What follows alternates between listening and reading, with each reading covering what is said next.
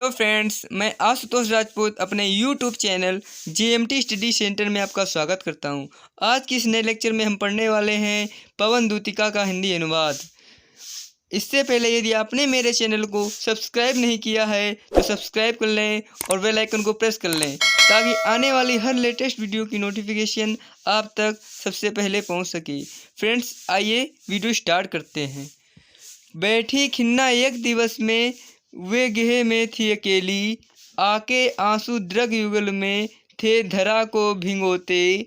आई धीरे इस सदन में पुष्प संदग्ध को ले, प्रातः वाली सुपवन इसी काल वातायनों से। संतापों को विपुल बढ़ता देख के दुखिता हो, धीरे बोली सा दुख उससे श्रीमती राधिका यो। प्रातः प्यारी प्रातः पवन इतना क्यों मुझे है सताती, क्या तू भी है कलुषित हुई काल की क्रूरता से।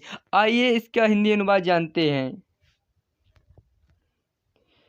कवि कहता है, एक दिन जब राधा उदास खिन्न मन के साथ घर में अकेली बैठी हुई थी और उसकी दोनों आंखों से आंसू बहकर जमीन पर गिर रहे थे, तभी प्रातःकालीन सुगंधित पवन रोशनदानों से होकर घर के अंदर प्रवेश करती है। किंतु इससे राधा का दुख और अधिक बढ़ गया और वह दुखी होकर पवन को फटकार लगाते हुए बोली कि हे प्रातःकालीन पवन, तू मुझे और क्यों सता रही है? क्या तू भी समय की कठोरता से दूषित हो गई है? क्या तुझ पर भी समय की क्रूरता का प्रभाव पड़ गया है? कहने का अभिप्राय यह है कि दुखी राधा को सुगंधित पवन का झोंका और भी दुखी कर रहा है। इससे वह पवन को की क्रूरता मान रही है और पवन से पूछ रही है कि आखिर वह क्रूर क्यों हो गई है। आइए बढ़ते हैं नेक्स्ट पैराग्राफ। मेरे प्यारे नव जलद से कंज से नेत्र वाले, जाके आए न मधुबन से और न भेजा संदेशा। मैं रो रो के प्रिय विरह से बावली हो रही हूँ, जाके मेरी सब दुख कथा श्याम को तू सुना दे। ज्यों ही मेरा भवन तज तू अल्प आगे बढ़ेगी, शोभा वाली सुगध कितनी मंजू कंज मिलेगी।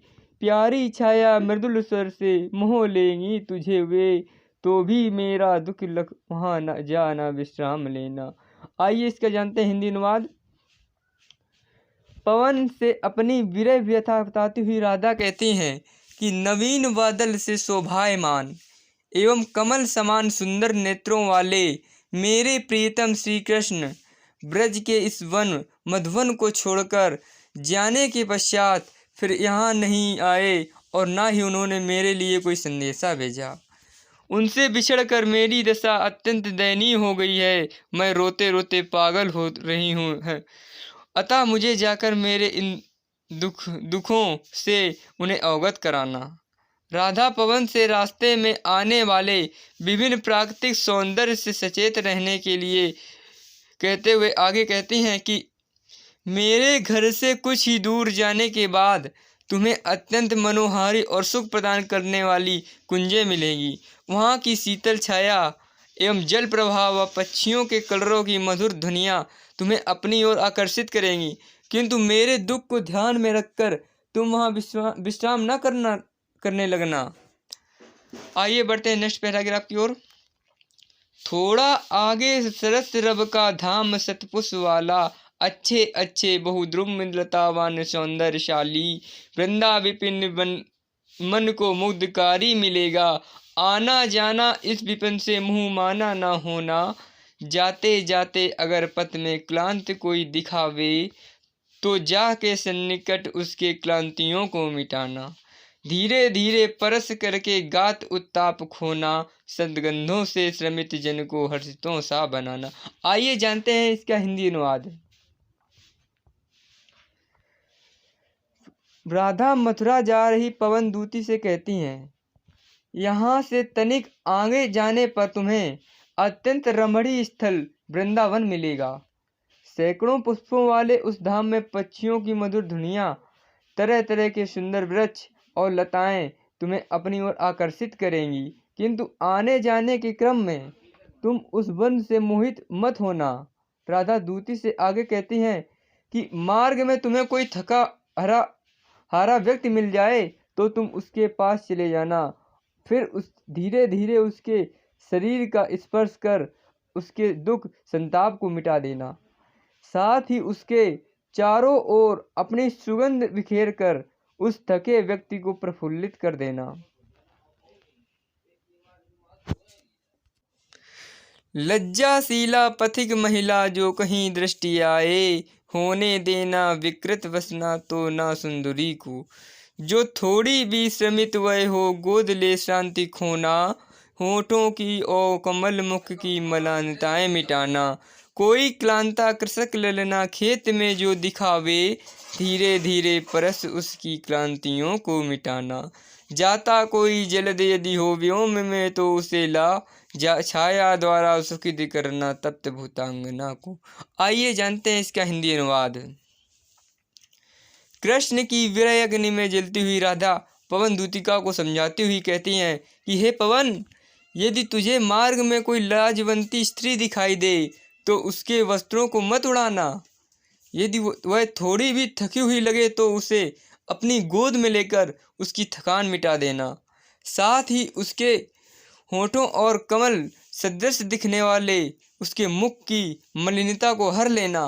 राधा पवन से यह भी कहती हैं कि यदि तुम्हें मार्ग में खेत में काम करने वाली कोई थकी हुई स्त्री दिखे तो तुम धीरे धीरे उसके पास पहुंचकर अपने स्पर्श से उसकी थकान मिटा देना। साथ ही आकाश में बादल के दिखाई देने पर उसे पास लाकर उसकी छाया के द्वारा उस थकी हुई स्त्री को शीतलता प्रदान करना, उसे आराम पहुंचाना। आइए बढ़ते नेक्स्ट पैराग्राफ की ओर। जाते जाते पहुँच मथुरा धाम में उत्सुका हो, न्यारी शोभा वर नगर की देखना मुग्ध होना। तू होवेगी चकित लख के मेरु से मंदिरों को, आभा वाले कलश जिनके दूसरे अर्क से हैं। देखे पूजा समय मथुरा मंदिरों मध्य जाना, नाना वाद्यों मधुर स्वर की मुग्धता को बढ़ाना। किंवा लेके रुचिर तर के शब्दकारी फलों को, धीरे धीरे मधुर रब से मुग्ध हो बजाना। आइए बढ़ते हैं इसका हिंदी अनुवाद की ओर।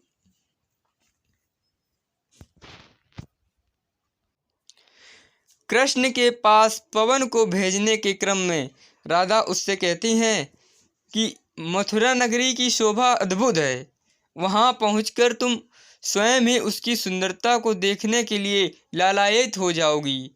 किंतु ऐसे में तुम अपनी उत्सुकता पर रोक मत लगाना, अपितु नगरी की अनुपम शोभा को देखकर उस पर मुग्ध होना। तुम सूर्य के समान चमकते हुए कलशों से युक्त सुमेरु पर्वत जैसे ऊंचे ऊंचे भव्य मंदिरों को देख विस्मित रह जाओगे। राधा पवन से कहती हैं कि जब मथुरा के मंदिरों में पूजा अर्चना की जा रही हो, उस समय तुम वहां जाकर वहां बज रहे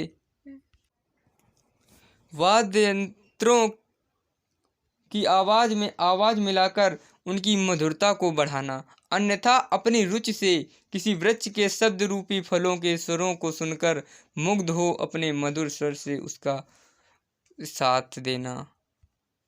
आइए बढ़ते हैं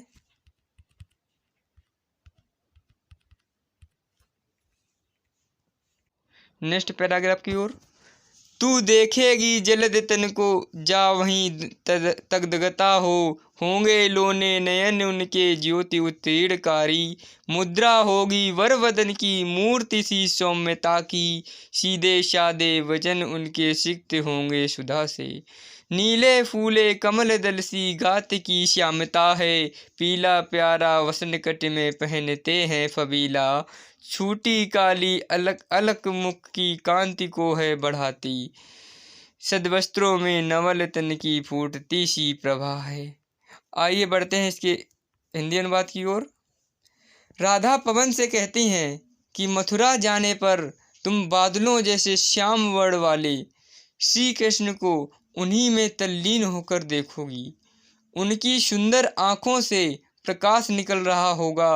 उनके सुंदर सौम्य मुख को देख ऐसा प्रतीत होगा जैसे वह कोई मनोहर सौम्य मूर्ति हो।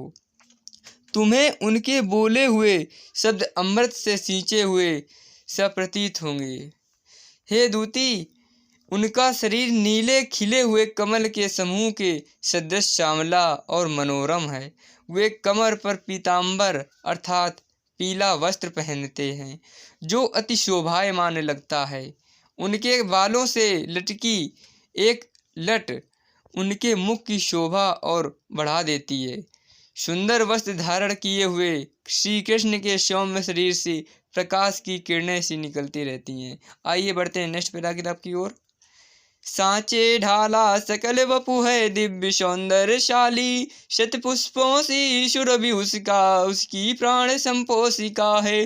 दोनों कंधे वृषभ बरसे हैं बड़े ही सजीले, लंबी बाहें कलब कर सी शक्ति की पेटिका हैं। राजाओं सा सिर पर लसा दिव्य आपीड़ होगा, शोभा होगी उभय श्रुत में स्वर्ण के कुंडलों की। नाना रत्ना कलित भुंज के में मयूर के यूर होंगे, मोतीमाला लसित उनका कम्बुसा कंठ होगा। आइए बढ़ते हैं इसके हिंदी अनुवाद की ओर। राधा पवन से श्री कृष्ण की शोभा का गुणगान करती हुई कहती हैं कि उनका संपूर्ण शरीर ढांचे में ढला हुआ अर्थात सुडौल है, जिसे देख अलौकिक सौंदर्य के दर्शन का आभास होता है। उनके शरीर से निकलने वाली सुगंधित पुष्पों के सदृश सुगंध प्राणों का पोषण करने वाली अर्थात मन को आह्लादित कर देने वाली है। उनके कंधों को देखने से ऐसा प्रतीत होता है जैसे वे उत्तम कोटि के सांड के कंधे हों। यहाँ कहने का भाव यह है कि श्री कृष्ण के कंधे अति बलिष्ठ हैं। राधा आगे कहती हैं कि कृष्ण की भुजाएं हाथी की सूंड के सदृश बल की पिटारी अर्थात पिटारी शक्ति की पेटिका हैं अर्थात शक्तिशाली हैं। उनके मस्तक पर राजाओं के समान अपूर्व सौंदर्य से युक्त मुकुट विराजमान होगा। उनके दोनों कान मनोहर स्वर्ण कुंडलों से सुशोभित होंगे। वे अपने दोनों भुजाओं में रत्न जड़ित भुजबंद धारण किए होंगे।